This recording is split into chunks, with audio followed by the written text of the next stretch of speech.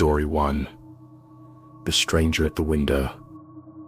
Have you ever woken up in the dead of night and felt like someone was staring at you? Emma had. It started as an ordinary Thursday night. She lived alone in a small second-floor apartment in a quiet suburban neighborhood. The hum of the air conditioner was constant, almost comforting, and the faint glow of the streetlights barely touched her room. She was scrolling through her phone, half asleep, when suddenly a chill ran down her spine. At first, she tried to ignore it. Maybe it was just a draft from the slightly open window, but then something made her stop scrolling. The reflection on the glass seemed off. There was a shadow too large and too distinct to be hers. Emma's heart skipped a beat. She looked close. At first, she thought it was a trick of the light, a reflection of her own face, but the shape moved, slowly, smoothly, and then she saw it.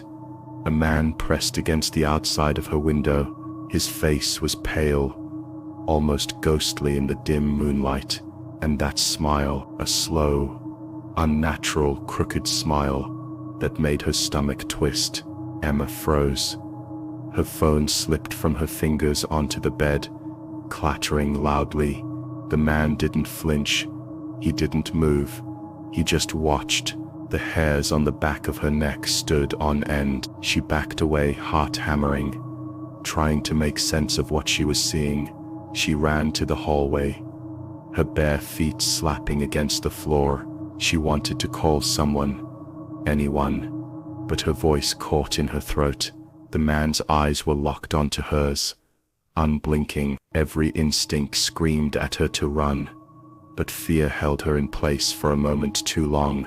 Finally, she lunged for the front door, fumbling with the lock. The wind howled outside, making the shadows dance on the walls. She burst into the cold night, gasping for air, the sensation of being watched still clinging to her like a heavy weight. Police arrived minutes later. They found muddy footprints leading to the window, but no ladder, no tools, nothing to suggest anyone could have climbed up. Emma never slept in that room again, and even during the day, she couldn't shake the feeling that she was being observed.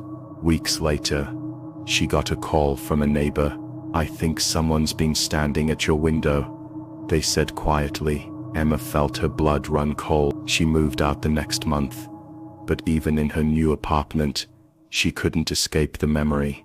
She would often lie awake at night, staring at her window, wondering had he followed her, or was he still out there waiting for the right moment to return. And sometimes when the moonlight hit just right, she swore she could see a shadow moving, watching, waiting. Emma's story is a chilling reminder that sometimes the feeling of being watched isn't paranoia. Sometimes it's real. Story 2. The Wrong Number. Jacob had just finished his night shift at the factory. The streets were empty, bathed in the pale glow of streetlights, and the city felt unusually silent. He was tired, ready to collapse into the comfort of his apartment, when his phone rang. Caller ID home. He froze. That wasn't possible. The number was his own. He stared at the screen, confusion and unease gnawing at him. Slowly, with his heart pounding, he answered. A low, distorted voice whispered, "Don't go inside." Jacob's breath caught. His instinct screamed that this wasn't a prank. Something deep inside him froze. He glanced at his apartment building, the darkened windows feeling suddenly oppressive, as if the walls themselves were closing in. Against every instinct, he opened the front door. The apartment was silent, too silent. Then he noticed muddy boot prints. They led from his bedroom window to the front door. Every step felt heavier, each heartbeat louder in his ears. Jacob followed the prints cautiously, trying to convince himself it was just a coincidence. But as he moved through the hallway, he noticed small details he hadn't before.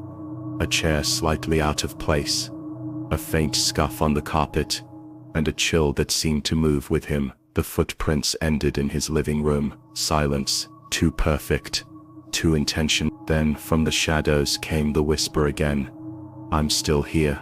He spun around, nothing, just the faint hum of the refrigerator. Every instinct told him to leave. But curiosity, or maybe a strange compulsion, forced him to step closer. He couldn't see anything yet. He felt eyes on him. Someone, or something, was in the apartment with him. Jacob bolted. He ran out of the apartment, the door slamming behind him. He didn't stop until he reached the street. Gasping in the cold night air, he dared not look back. But a faint shadow seemed to flicker past his window. The next day he reviewed the apartment's security footage. Nothing. No intruder. No footprints forming. No shadow moving across the window. It was as if the entire night had been a terrifying hallucination. But Jacob knew what he had heard, what he had felt. And sometimes late at night, when he is alone in his new apartment, he hears faint whispers, just soft enough to make him question if the wrong number really was someone or something trying to reach him. Jacob's story reminds us that sometimes danger isn't visible. Sometimes it comes in a voice, a whisper, or a shadow in a familiar place, warning you or mocking you that you're never truly alone. Story 3. The basement that should have stayed locked. Daniel had lived in the old Victorian house for months. From the moment he moved in, there was something off. The floors creaked in unnatural ways. Drafts seemed to whisper through the walls, and the basement door, locked and heavy, loomed like a dark secret. His landlord's warning echoed in his head every time he passed it. Never go down there. For weeks, Daniel ignored the basement, but the noises started slowly, scratches, thuds, and soft dragging sounds that grew louder each night. At first he told himself it was rats or the old house settling, but then came the whisper, not human, not quite words, just low guttural murmurs that seemed to echo directly inside his skull. One night, curiosity overpowered fear. He grabbed a flashlight and the spare key hidden under the doormat. As he approached the basement door, the hair on the back of his neck stood on it. The doorknob was cold, icy to the touch. He hesitated. Each instinct screamed at him to leave, but something, call it curiosity or foolish courage, pushed him forward. The moment he unlocked the door, the scratching stopped. Silence, a thick, heavy silence that seemed to press against his ears. Daniel took a deep breath and descended the narrow stairs. The air was damp, metallic, and smelled faintly of decay. Shadows danced on the walls from his flashlight, twisting and stretching in unnatural shapes. At the far corner of the basement, crouched against the wall, was a figure. It faced away from him, dark, hunched, almost human, but something about its posture made his stomach turn. The closer Daniel got, the more he noticed the subtle, almost imperceptible movements, the twitching of a shoulder, a slight shifting, as if it was aware of him. Daniel's flashlight flickered. In the brief darkness, the figure seemed closer. His heart pounded, every step felt heavier, his hands trembling uncontrollably. Then, without warning, the figure moved, just a fraction, but enough to make him stumble backward. A low groan echoed through the basement, vibrating the walls. Daniel turned to flee, but his foot caught on the last step. He tumbled down, the flashlight spinning across the floor, casting chaotic, fleeting images of the dark corners. When he tried to push the basement door open, it slammed shut hard. The lock clicked. Daniel screamed. He pounded on the wood, yelled for help, but the house swallowed his voice. The air felt thick, like it was pressing down on him, squeezing his chest. He realized something terrifying. He wasn't alone down there, and whatever it was enjoying his fear. Neighbors reported hearing strange noises all night, screams, thuds, and whispers that sounded almost human. When the police arrived the next morning, the house was silent. The basement door was locked again. Daniel was gone. No sign of struggle, no evidence left behind, just the echoes of his panic, lingering in the empty rooms. Even years later, locals avoid the house. Some say, on certain nights, you can hear scratching and whispers from the basement, as if someone or something inside is still trapped, waiting for the next curious soul, brave or foolish enough to enter. Daniel's story reminds us that some doors are locked for a reason. Some places hold secrets too dark to face, and sometimes curiosity can lead you straight into a nightmare from which there is no escape. Story 4. Late night passenger. Mia had stayed late at the college library,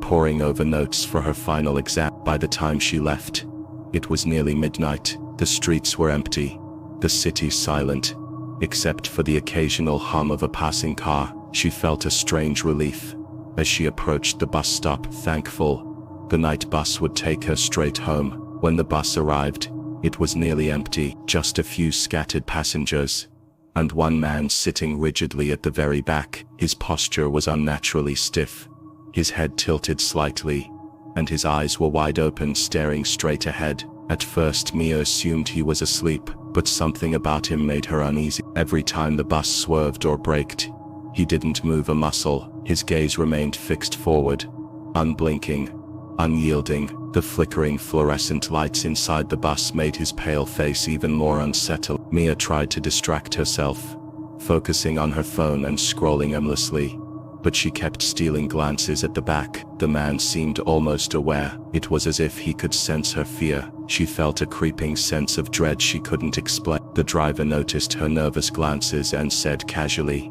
"Don't worry, he rides every night." That made her stomach turn. Every night. She glanced back again. The man's eyes met hers for a brief moment, or at least, she felt like they did. And then just as suddenly, he looked forward again, completely still, as if nothing had happened. As the bus rumbled through the dark streets, Mia's unease grew. The lights flickered again, casting long shadows across the empty seats. The man remained silent, never shifting, never blinking. Every stop the bus made, she half expected someone to get on, to reveal the truth behind this unnerving passenger, but no one did. Finally, she reached her stop, heart hammering. She stood quickly, clutched her bag tightly, and hurried off the bus. She didn't dare look back until she heard the faintest scraping noise from the rear door. Turning slightly, she saw the man. He hadn't moved from the back, yet somehow he was staring directly at her as the bus drove away. The next day she called the bus company. They confirmed that there had been no passengers reported that late at night on that route. No unusual activity, no drivers seeing anyone at the back. But Mia knew what she had experienced. She could feel the weight of those unblinking eyes on her, even as she walked home in daylight. Weeks later, she sometimes felt a presence behind her on quiet streets. Shadows seemed to move unnaturally in her peripheral vision. She never saw him again, but the memory of that rigid, staring figure stayed with her. Mia's story is a chilling reminder that sometimes the scariest passengers are not the ones you notice, but the ones who silently follow, watching, waiting, always there even when you think you're alone.